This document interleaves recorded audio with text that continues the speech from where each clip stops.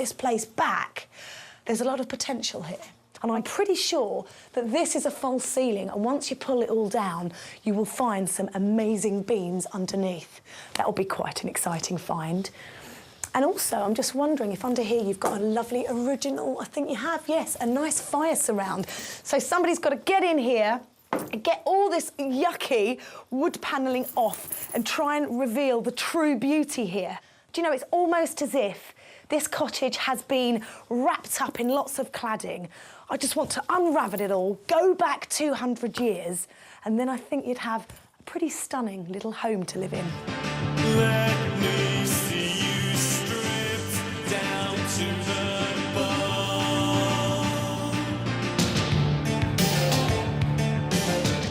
The kitchen certainly needs stripping back. The layout between the galley section and the pantry and lean-to off it needs completely unravelling and opening out.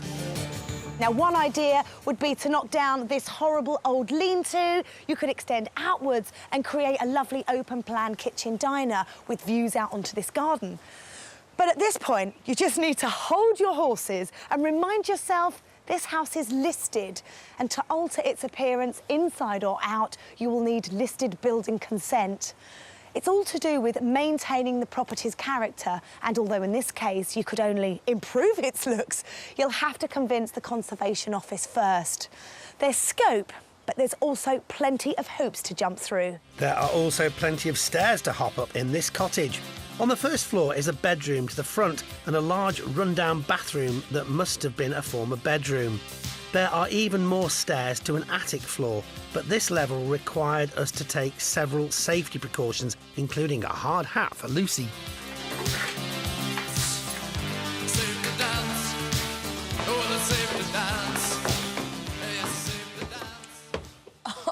Oh my goodness! First of all, I can't get over what an absolute state it's in up here. And secondly, how big this room is. But it's clear to me that obviously this ceiling wouldn't take a lot to completely collapse. You can see it's gaping everywhere. There's holes over here. So good job I've got my hard hat on. It doesn't surprise me that a house of this age, there are structural problems with it. But the good news is you've got all this space to play with, and that puts a big old smile on my face. Make me smile, make me smile. The state of the ceiling and potentially the roof could be more likely to make you frown than smile. But a character Grade 2 listed cottage like this can't come on the market that often. We've asked along an agent from the auction house that sold it to tell us what he thinks of the property. When I first saw this house, I realised there's obviously quite an extensive amount of work needed doing to it. Needs a kitchen, obviously refitted the bathroom, but there's good potential to add maybe a third bedroom. Since a lot of structural work needs doing on that top floor, it makes sense to try and get more out of the space, but there is a lot of work and planning detail needed. So what could this cottage guided at 70 grand plus make on the resale market as a 3-bed? I think the ceiling on a property like this would be around 185,000. That was if you were carrying out an extension to the kitchen and putting new bathrooms, creating that third bedroom upstairs as well.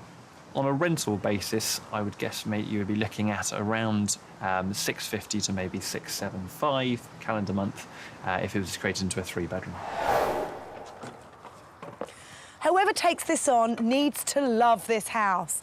It's a demanding property that could be extremely expensive to restore both inside and out. But what a project! Let's see who took it on at the auction. There we are, you've got the hang of it, I hope, from the last lot. There we are, it's in scene, plenty of room, needs a lot doing to it, you know, hence the price. There we are, some at 80, 70 then if you like, plenty of character at £70,000, 72, 74, at £74,000, 76, 78 down here, no 80 miles. There were a few interested parties battling to bag the cottage, and we rejoined the bidding at 115,000. Deep breath, sir, 150, OK, 150 and a half, 116 to the glasses. Otherwise, the bid's over there at 115 and a half, OK, at £115,500 then for the first time. £115,500 over there then for the second time. Last time you order.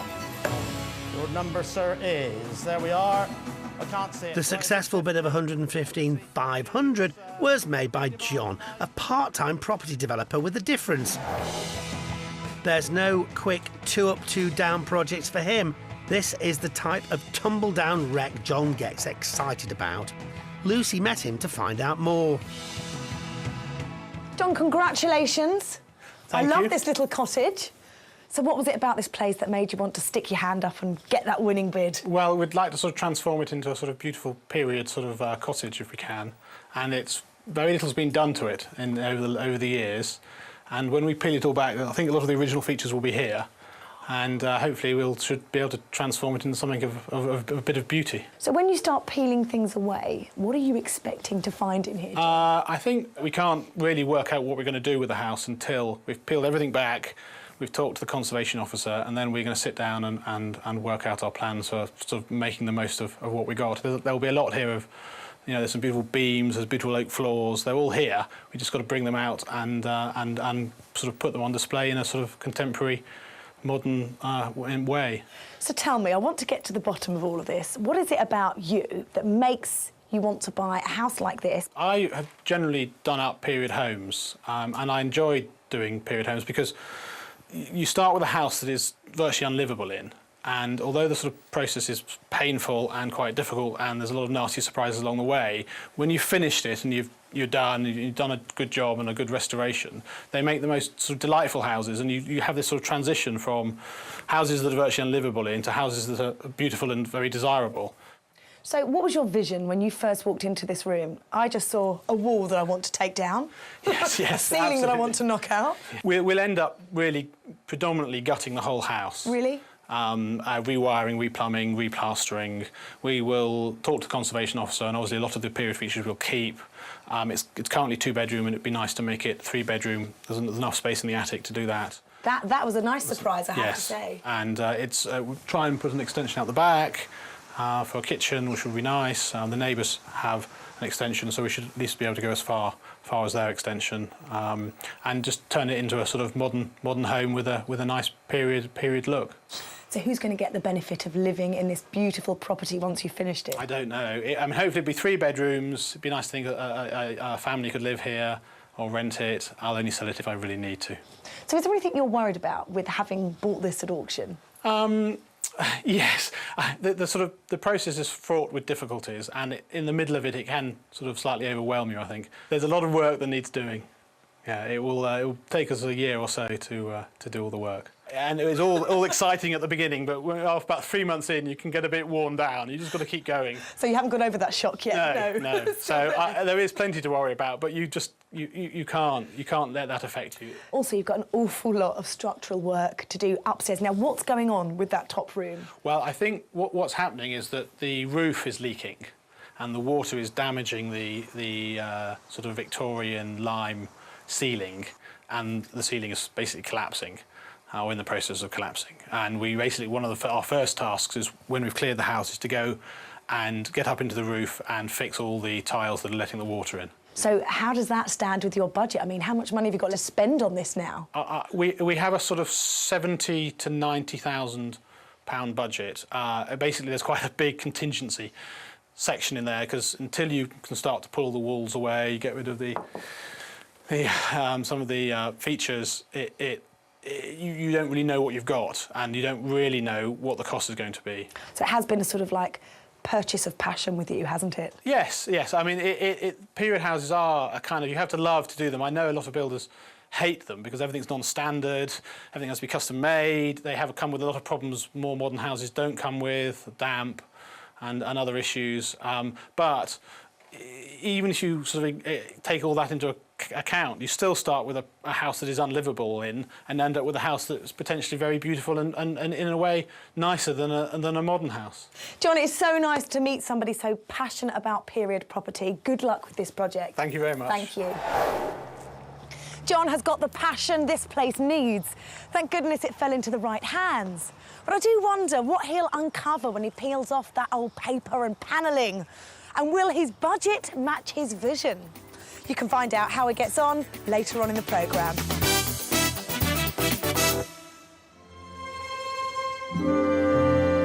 South Wales is synonymous with wonderful singing voices, and mezzo-soprano Catherine Jenkins OBE is definitely one of them. Not only a singing star, she's notable for her charity work as well.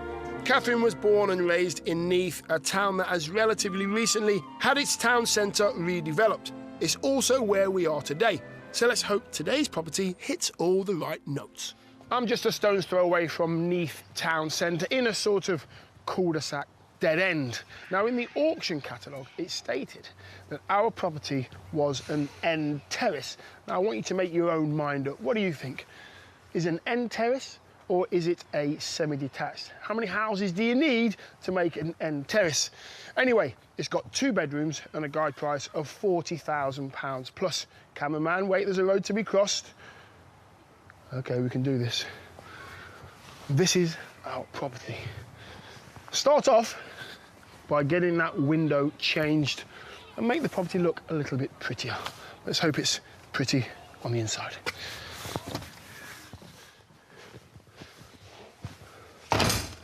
Is that it? I can actually see the back of the house from the front of the house. This is a very small downstairs, unless there's a sneaky door under those stairs, and there isn't at all. Wow, this is tiny. And it's not in great condition either. It looks like it hasn't been touched in some time. I've now just come into the kitchen. I don't know if you realise that, but I've gone from lounge to kitchen in 2 steps, and I'm about 4 steps away from the front door as well. Very tiny downstairs, and the proportions are all wrong. The kitchen doesn't need to be bigger than the lounge. Make it a bit smaller, add some space in there. But there's got to be... Right, let's have a look outside. See if we can add some...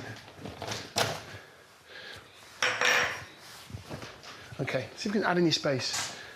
Wow, this is massive. How come the garden's this big and the inside's really, really small? I'm sure we can nick a bit of space out here, a bit of an extension downstairs. Next door have done it. It seems perfect.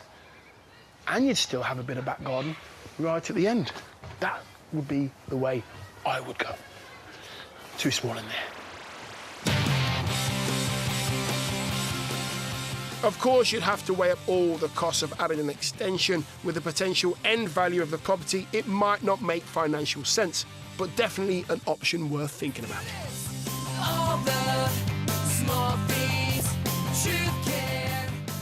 Right, so what have we got up here? That's what we've got. Some really bad mould in this corner as well. As you get upstairs, you can feel the air change slightly. Feels like there's been no airflow. Feels like stagnant air. Family bathroom is just here, and there's more mould in the corner. So I am a bit concerned about the mould. I'm even more concerned about that hole just there. The whole ceiling seems to be bowing. As we come down the corridor, you've got the 2 bedrooms. This is the smaller of the 2. Again, I hate to say it, more mould. Single bedroom there, and follow me into the larger of the 2 bedrooms. I can see this ceiling is bowing as well. Somebody fancied putting a hole in the door just there as well, but another hole in the ceiling here. There's got to be something going on above here and above the hole in the hallway. Check the roof, see if there's any water coming in. Just do a little bit of maintenance, roll your sleeves up, make it a nice family home. Baby's got the pants, I know. Now, if you don't do your maintenance, bills will grow, a bit like this ivy. Letting it climb up the downpipe is not great. The weight might pull it off the wall in time, and while the roof looks in good nick, it's connected to those bowing ceilings. And here's a health warning for you for when you pull them down. Textured materials for walls and ceilings were still being manufactured with asbestos up until 1984, so this material is not to be messed with. Take professional advice, and I'm not done with the health warnings yet. Mould can be bad for your health, with breathing problems, rashes, itches and other symptoms. Plenty of products will get rid of it, but make sure you wear a face mask and cover any exposed skin. Always think about health and safety, and that brings me on to how healthy is Neath's property market. Who better to ask than a local estate agent. We're having a really good time at the minute in the housing market. A lot of investors buying us, a lot of first-time buyers. We've seen good competition for properties and actually achieving very good prices at present. So the market's good at the moment, but does he think adding an extension will add value? With this property, I wouldn't recommend an extension or adding any other bedrooms. It's pretty standard for what you're going to get. The resale value wouldn't warrant adding one, so we'd recommend to leave it as it is in a basic refurb.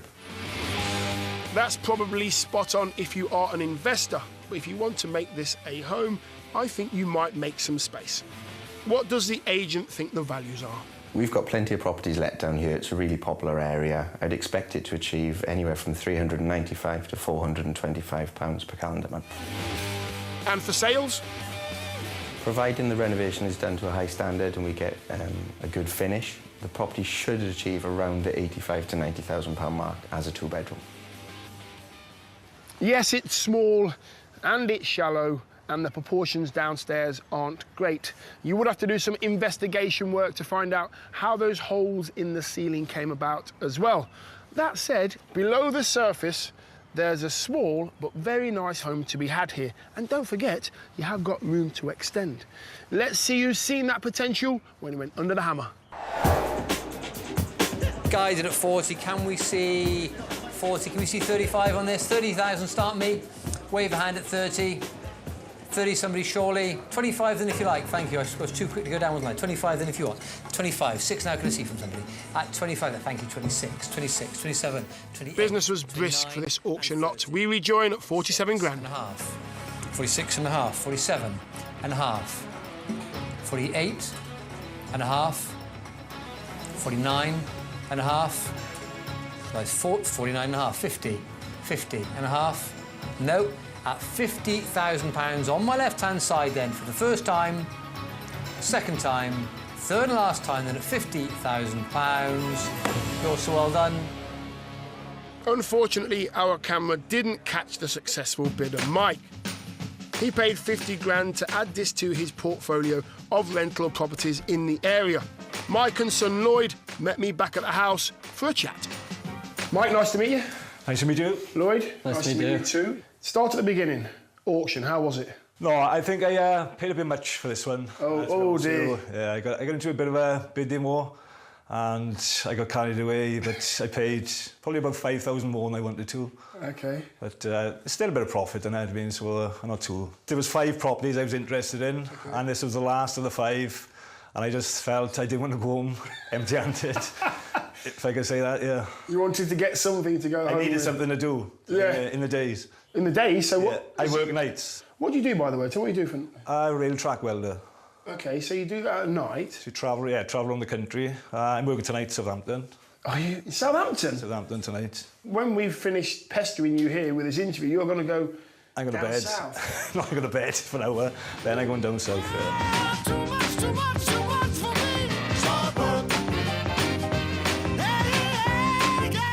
Mike's a hard worker, all right. By night, he's welding railway tracks, and by day, he's property developing. He's gathered 15 rental properties in 15 years. Thankfully, he's not a one-man band. So, do you have a team then? Yeah, I got a couple of people. That you use all the time? That I use all the time, yeah. And Lloyd will be an addition? Yeah, Lloyd's going to join the team now. Oh, fantastic. And what's your attraction then to getting involved with this? I like all this. Well, obviously, I've grown up with him doing it as well, so I've helped out a few times. Okay. But I got a job as a carpenter doing this sort of work as well. So this is exactly the same as what I do in my daytime job as well. Okay, and what kind of things are you wanting him to do, Mike? Well, you can do all the woodwork and all the skirtings, maybe have a go fit in the kitchen. Okay. Jobs I don't want to do. It's great that Lloyd's getting involved, and he appears to have 2 jobs as well. They plan to make this a straight refurbishment, having the boiler and wiring checked, replacing that kitchen, bathroom, floor coverings and so on. But what about that worrying issue of a lot of mould, a lot of moisture upstairs, and I have seen some quite significant size holes in the ceilings. Any concerns there, Mike? Yeah, well, obviously I'm going to check the roof, but we're going to tear all the ceilings down because they're all latex, and probably reboard all the ceilings, skim them, and just get a lick of paint and they'll be good to go. Outside, out the back, you've got a lot of space. Have you thought about maybe extending? Because next door have. Yeah, I've seen the extension, and looking at the legal pack, it did have plans for an extension on here. But I don't think, no, for a quick turnaround, quick rental, I don't think I'm going to be putting an extension on. But what's your budget? I think roughly I can get this done for about 8,000. Okay. Because it doesn't need nothing major. Like, it's got all the windows, doors, so I'm going to put them in. Hopefully the boiler's okay, but I said I'll get it checked out. But I think 8,000 should do it. And how long is it going to take? I think 4 to 5 weeks. And how long are you going to spend on it, Lloyd? Have you got... Any extra time I get from work, whether it be weekends. He's not looking for mates rates, is he? No. No chance was the Send shout. rates, not me. Is that right? Send rates, yeah. So he It's a even bit wants better different, rates than that. And listen, good luck. Mike, I wish you all the best. Lloyd, good luck to the future, mate. Thank you. Cheers. So there's no substitute for experience, and Mike's got 15 years of it. And he's not work shy. He's got a night job, and he does his property throughout the day. So that 4-week timescale should be fine. The £8,000 budget might be stretched though. New kitchen, new bathroom, making more space in the lounge. And if he finds any problems with that roof, I think the £8,000 could just be nudged to maybe 9 or 10. We shall find out. Later in the programme, all will be revealed. Coming up, you can't even step inside this fire-damaged property in Wolverhampton, West Midlands. It's probably not a project for the first timer. And the experienced Mike is having trouble with his team. Monday mornings, it was hard to get some of them in on a Monday morning after the weekend.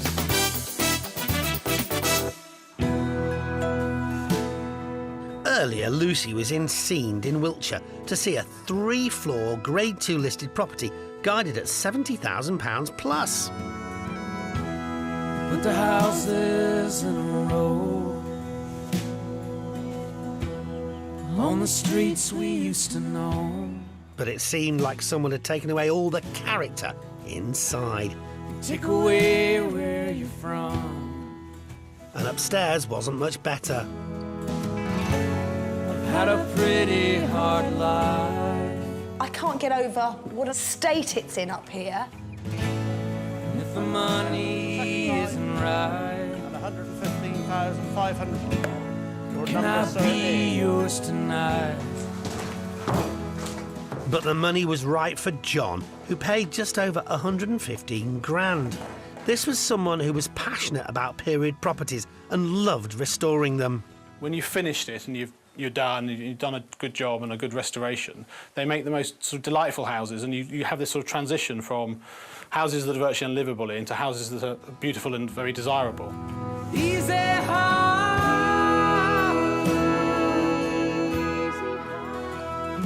It won't be easy. He thought it would take £90,000 and up to a year to bring this property back to what it was.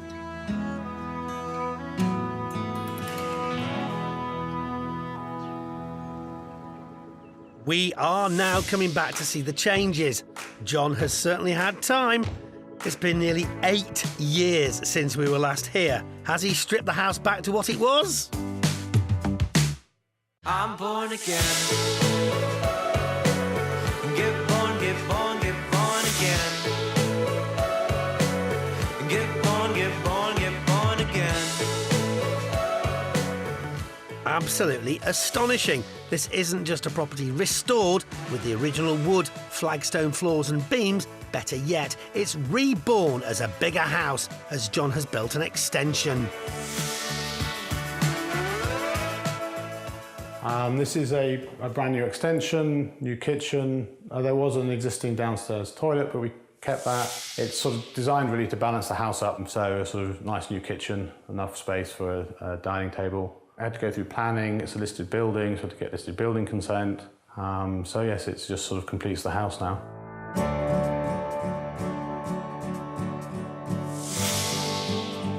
Upstairs on the first floor, there's now a bedroom in keeping with the house's history, and that canary yellow bathroom is now classic and classy. But the top floor is the peak of the project. It's gone from open plan to 2 beautiful bedrooms and a roof no longer, with some dodgy props. Well, this was originally sort of open plan. There was a sort of ceiling that was falling down here. It was one room. We created a sort of single and a double. We moved a window to help make the single room. We opened up to sort of expose the beams. The old floor we used elsewhere. I think this was all covered in lime, which we took off and left the brickwork, trying to keep as much of the old part of the house still on show. I'm very pleased with it. I think I've done a good job. It makes a great open space and master bedroom. Love that lead-lined stained glass, and seasoned developer John has thought to introduce a modern touch outside. The car parking out the front was slightly marginal. I spoke to the neighbour and they very kindly sold me a bit of their garden, dug out the bank and put in a parking space and then bricked it, and it gives a sort of fully functioning parking space, which is quite useful. But renovating the period properties John loves isn't cheap, and this is Grade 2 listed. Did he go over his maximum £90,000 budget? I have spent 190,000, 17,000 of that was in the car parking space, about 8,000 in council tax, 3,000 in insurance, and on the extension. So a bit more than I budgeted. Yikes, it is indeed. That brings John's total spent of £305,500. Now, when we saw it nearly 8 years ago, the ceiling price was around £185,000, which would mean a huge loss. So let's hope time will be his friend here and show a significant growth in the market. So why did it take so long? A few months after I bought this, another property became available. My wife's a farmer, and an old farm cottage got vacated, and it was sort of closer to home. That was quite a lot of work, more than here. That took 2.5 years, and then I sort of decided about 1.5 years ago that I wanted to sort of stop, and so this was the last house that I completed. And what a swan song for the development career this is. Well done, John. Unsurprisingly, John doesn't want to part with this place. I mean, who would? So he's decided to let it out and has secured tenants. So to find out if he's getting the right rental amount and to have other people fawn over this property as much as I have, we called in 2 local estate agents. I think they've done a beautiful job renovating it, retaining the right amount of character features. In fact, it's oozing character features which tenants and buyers will fall in love with, but at the same time it provides that sort of those modern comforts that you expect from a refurbished property. It's a beautiful property, stunning renovation job. The kitchen is fabulous. The strip wood floors are certainly a very plus factor. Cottage has got parking, which is again very, very useful. And we obviously have a south-facing rear aspect.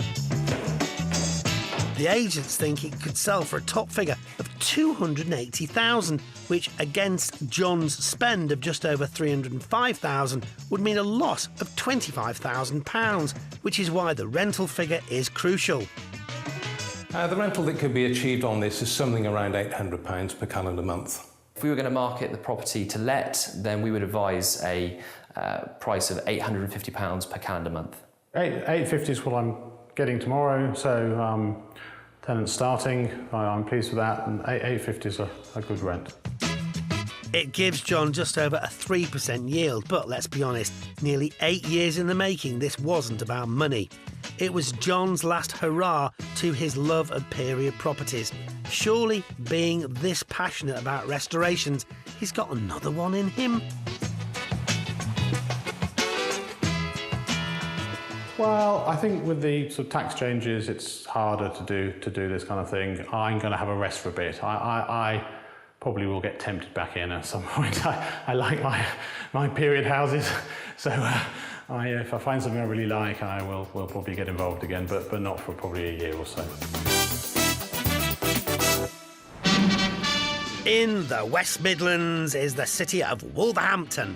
But its name has got nothing to do with wolves, as in the animal. It's derived from Wolf Run, who founded it in 985.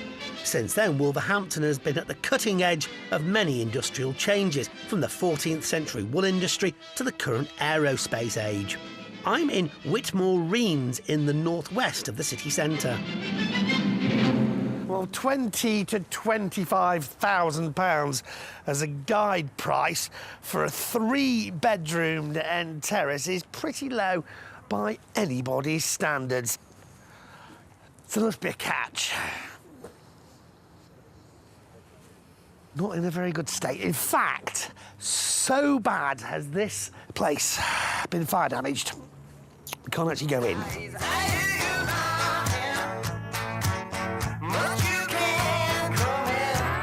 OK, so what should we do now, then?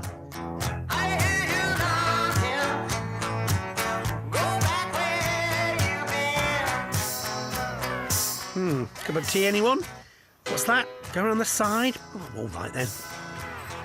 Now, clearly, when it comes to assessing whether or not you should take this project on, properties like this, you just have to assume the worst, I guess.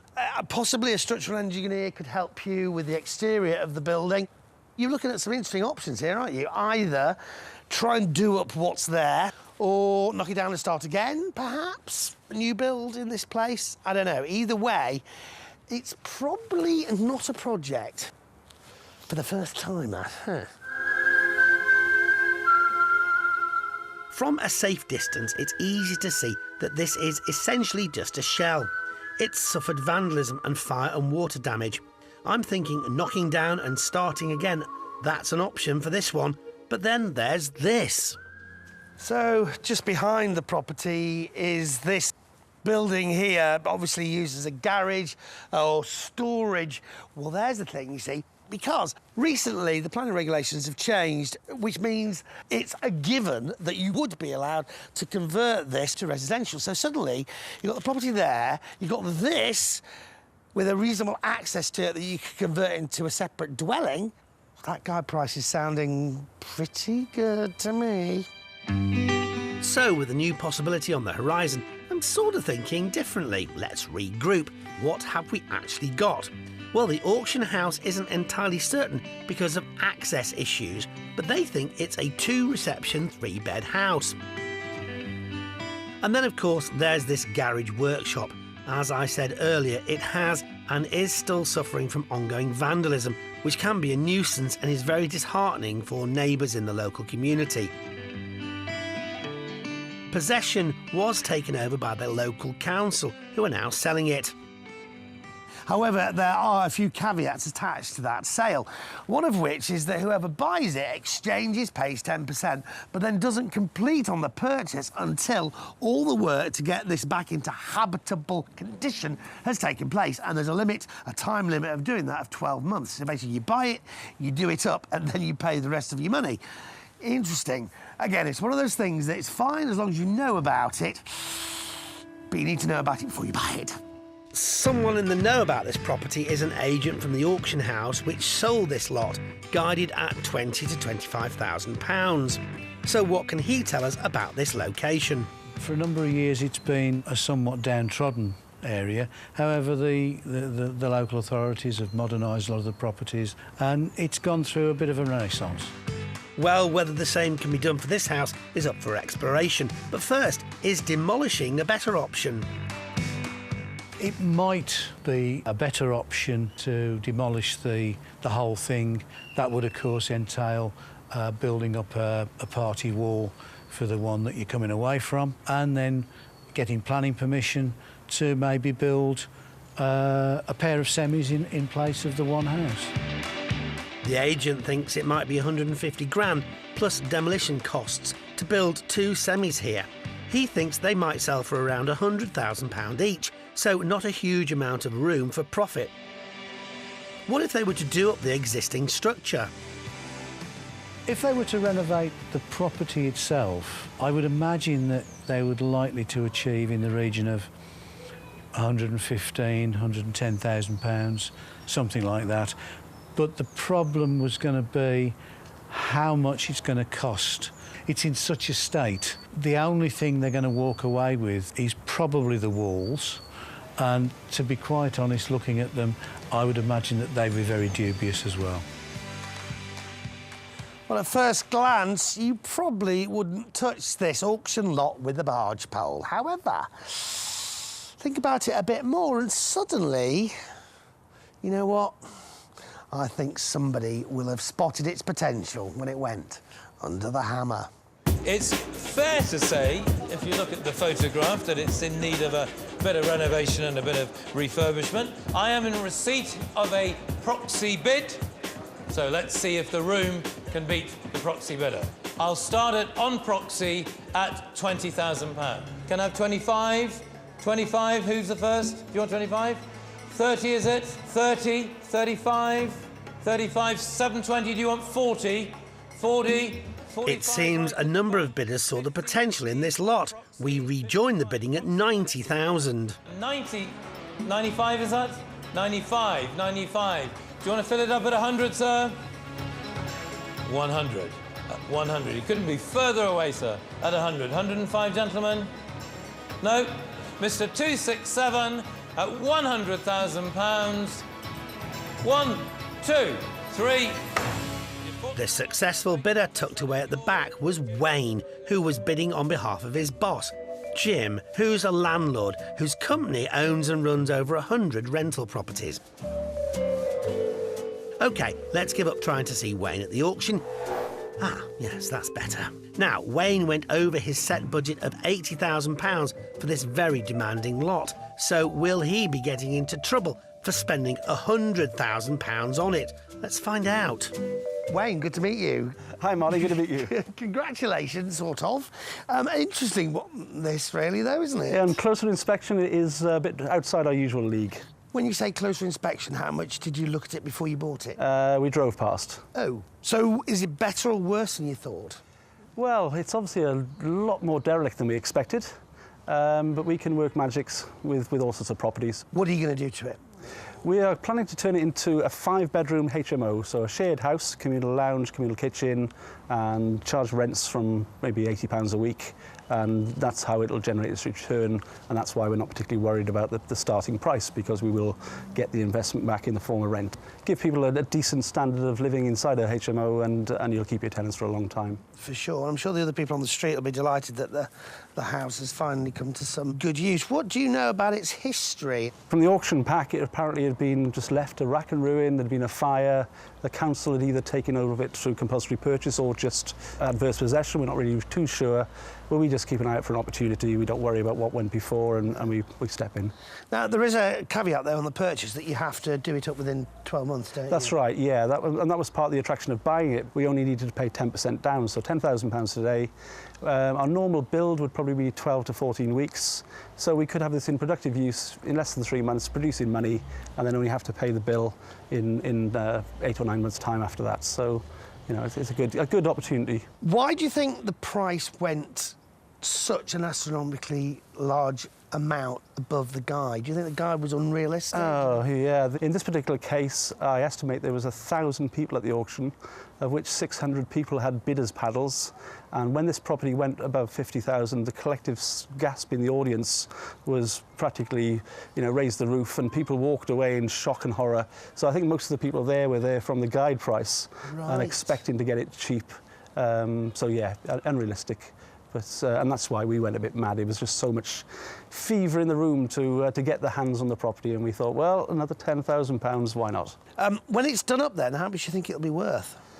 Well, we'll take it as we work on its investment value. So if we have 5 ensuite rooms at £80 a week, that'll be £400 a week income, £20,000 a year gross. And then what our banks generally do is lend on the basis of a multiple of that 20,000. And if they offer us 8 times that, it'll be worth £160,000, and therefore it'll repay all our investment of the purchase price and the conversion costs. You go about valuing in a very interesting way there. Yeah. What about comparable houses in the area? Well, that's the strange thing about valuing HMOs, is that generally there won't be a comparable HMO. And the way that the banks like to look at this sort of is a business, and it's a fairly straightforward formula, generally about 7 or 8 times the gross rent per year. Right. Oh, that's really interesting stuff. houses of multiple occupation are quite rightly strictly regulated and licensed by the local authority. And while they can be a lucrative investment, they need to be compliant to ensure tenant safety. Wayne will get some security on the site until his building team are ready to start, and he hopes they will have 5 lettable rooms in the 3 months he mentioned, and for a budget of £80,000. And he's taken an optimistic view on the state of the building. I've been inside. It's quite manky. Yeah, well, there's better words for it, I'm sure, but no floorboards, no roofs, and you can see out at the sky. It's less work to strip down for our builders.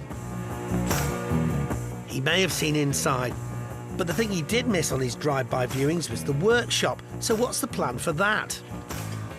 Worst case scenario is we'll probably rent it out for storage, £200 a week, £10,000 a year. Even if you said £100 a week, it's £5,000 a year for doing absolutely nothing. Congratulations. Good luck with it. Thank you very much. Can't wait to see the difference you make. Yes. Thank you. Well, it's interesting, isn't it? Sometimes the most, on the face of it, undesirable properties get the most interest in the auctions, but there's probably a very good reason for that. And certainly Wayne and his team have recognised the potential of this property. What a change we will see, I'm sure, when we return later in the show. Well, buying at auction can be very straightforward, but that's not always the case when it comes to the renovation itself. We've seen how one buyer got on. How about the other two? Yes, will it be worth it? Will it be worth all that hard work when they get those valuations? Let's find out. Back to South Wales and the town of Neath. It was here we saw this end terrace property. This 2-bed house was guided at 40 grand plus. It looked a bit battered and bruised on the outside, and on the inside, it was very underwhelming. Is that it? Is that very small downstairs? I wasn't exactly blown away, and upstairs there was the old health hazard of mould, along with a few holes here and there. Another hole in the ceiling here. There's got to be something going on above here and above the hole in the hallway. Check the roof. Not put off by the state of the semi, or was it a terrace, were Mike and son Lloyd. Mike works a punishing schedule, not only with his property portfolio, but his day job as well. Or is it a night job? Rail track welder. OK, so you do that at night? So you travel around the country. I'm working tonight at Southampton. Son Lloyd also had a full-time job as a carpenter. When do these two sleep? 50 grand he paid was 5 grand too much. He hoped to pull it all back with a budget of 8 grand and an amazing timescale of 4 to 5 weeks. 8 weeks later, we're back.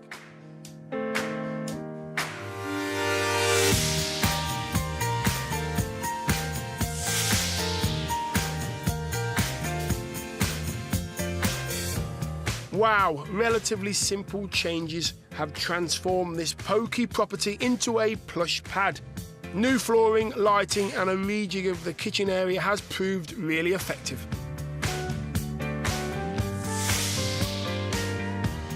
Upstairs, the bowed ceilings and the mould are a thing of the past, with brand new ceilings and an excellent paint job throughout.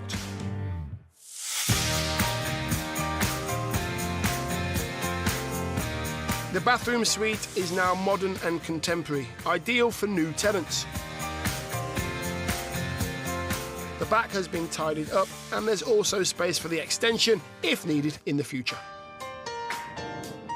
Mike and son Lloyd have clearly been very busy, but how has it been working together? Well, I've done quite a bit. He done really well. It's the first time he's worked with me, and he done, to be honest, he done a lot more than I did, to be honest with you. But he done really well. I did a lot of the work in here, most of the general work. Everything you can see basically is a lot of my work. But I did a lot more work than just carpentry. I've done a bit of plumbing as well and stuff like that. And just just everything, just all over everything. Plumbing's not my strongest point, so I had quite a few leaks, and I actually hooked the toilet up to the hot water as well, so I had to change that.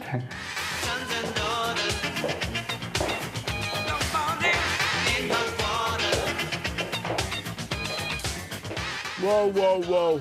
Talk about hot flush. Seriously though, Lloyd has really enjoyed this project. But do the sums add up for Dad? It's about £250 over. I think it's come in at 8,250. But you know, I'm quite happy with that. It's probably the 10th property that I've done. But it's just knowing where to buy the right bits and pieces, and internet is a great option if you want to buy things and get them delivered. It takes a bit longer to get them in your hands, get them delivered, but you do save quite a bit of money. Of course, father and son team did have some help from Mike's usual squad, but they pretty much hit the timescale. Well, in a roundabout way. If you add it up, it works out about 5 weeks, really. Some of the workforce weren't showing up. Like Monday mornings, it was hard to get some of them in on a Monday morning after the weekend. But I suppose it's worked out of 5 weeks, really, but 6 weeks overall. So the job came in pretty much on budget and on time. Very impressive. But how has it been for Lloyd working with his dad? Yeah, it was good. We didn't argue as much as I thought we would, but we got on great as well. It was good. So smiles all round. But with a total investment of $58,250, will they both be smiling after two local estate agents cast their critical eye over their project?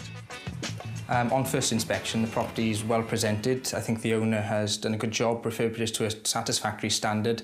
I like the way that the owner has opened up the sort of living and kitchen area. It provides a lot more light and it's a lot more presentable, and it would probably appeal to both buyers and potential renters. Standard finish is very good. I'm quite impressed with it. I see obviously quite a lot of properties in the nature of my work, and he's done a nice job in this one.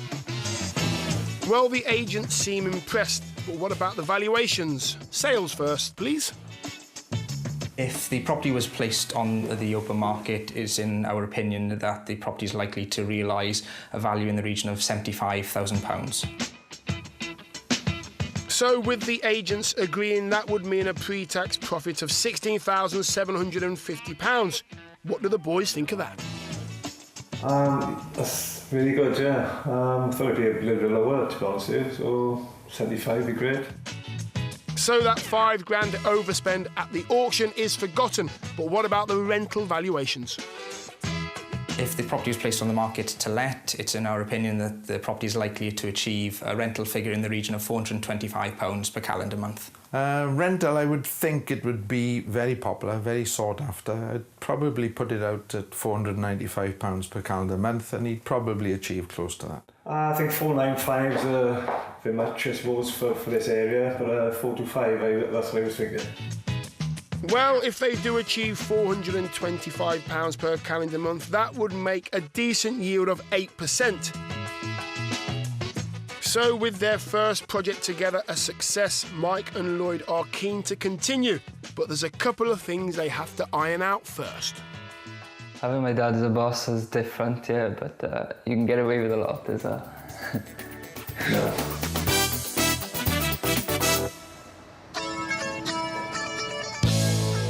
We returned to Wolverhampton in the West Midlands. This auction lot was so badly fire damaged we couldn't go in, but with a lot of space and a large garage at the back, it felt like a good deal for £20,000 to £25,000. That guide price is sounding pretty good to me.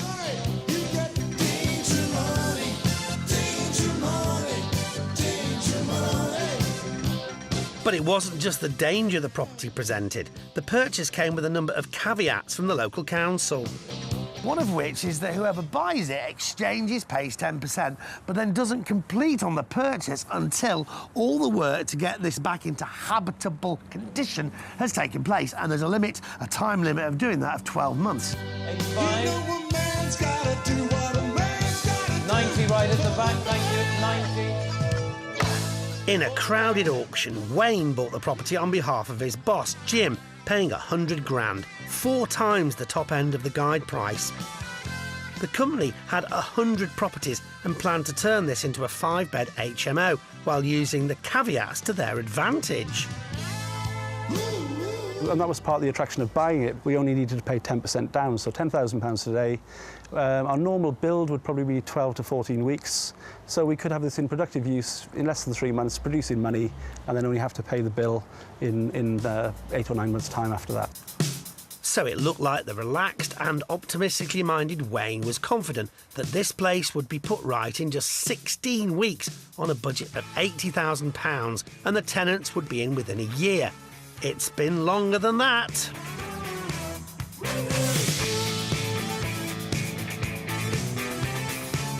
In fact, it's been 15 months, and while the outside is clearly done, what's it like inside? Riding in atomic jets.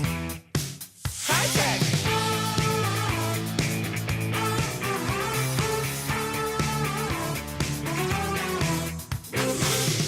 From near derelict to HMO perfect. And the best news is they've managed an ensuite in every room. Super duper. And wait, there's even better news. He managed 6 rooms instead of the planned 5. The Fantastic Six. But it also took 15 months. So what happened? Has it impacted that caveat with the council? Company owner Jim has come along to explain. There's always challenges when you convert a building. Rarely do you finish on time or on budget. And with this one, the state of the building was far worse than we ever expected. So we had problems with stabilising the building. We found there was a well at the back, so the building control were very keen to ensure that we got that secured. The work had to be done within 12 months, but we ran into lots of problems, so it's taken us much longer. So we approached the council and they've been very helpful. They've extended the period. They're keen to get this property into useful use, and they've given us an extension. Thanks for goodness. But despite the problems, Jim's team has exceeded expectations. When we do building work, I tend to leave it to the builders. I don't use architects or designers. As they started on the job, they realised they could get 6 rooms out of the property, mainly because they built an extension at the back of the property. We've made this a little bit better. We've made them en suites. People prefer to have their own bathrooms. They don't want to share, so that's made things a little bit better for us. That extension, created under permitted development, has pushed the budget up from 80 grand to 100. And Jim, who knows a thing or two about HMOs by now, knows that such a setup requires a lot of additional work inside. When you create an HMO, there's a lot more that the councils like to see in the properties. They're very keen on making sure there's adequate fire protection, so you need to have a fire alarm system. They want to see fire doors. They like to see emergency lighting. So it does add considerably to the cost if you convert a building, but if you do it at the design stage, it doesn't add that much to the building's cost. Worth checking with your local council about HMOs, as each have different requirements and regulations. One bonus is the garage at the back. Jim is exploring the option of knocking it down and building a bungalow on it.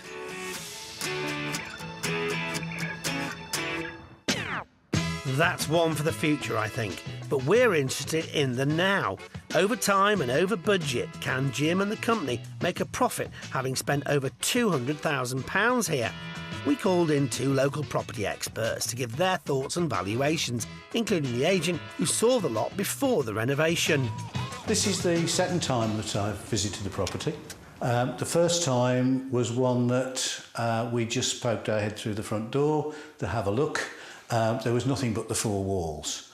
And I must admit the vendor has made an extremely good job of modernising the place and kitting it out with 6 apartments for letting. The standard and finish is very good, and I expect that to appeal to anybody that's looking to rent accommodation in the local area. So what kind of monthly rent could Jim expect for the building if it were fully let? If the property was fully let, then I would envisage an income in the region of £2,700 per calendar month. With full occupancy, the monthly income would be in the region of £2,700 per calendar month. £2,700 a month is absolutely right. I think that would be, if it's fully let, we would be able to get that. And with such a good quality property, I wouldn't be surprised if we let it very quickly and we don't have too many voids on the property. Against that 200 grand spend, a fully let HMO at £2,700 per calendar month gives Jim a humongous 16% yield. See what I did there? With over 100 properties under their belts, Jim, Wayne and the team have become dab hands at the renovation and HMO game. More to come, Jim? Very privileged in being able to carry on doing what I like doing, and I'm doing what I like doing. It's bringing derelict properties back into use. I consider myself very lucky, and I'll carry on doing it for as long as I can. Well, as you can see, property projects don't always turn out as you expect, but we'll have lots more to watch unfold. Yes, join us for more auction action and tremendous transformations here on Homes Under the Hammer next time. See ya. Goodbye. Oh, I like that, auction action. As it goes, we have more auction action here later, though it's more about rummaging rather than renovation. Bargain Hunt is here at 12:15.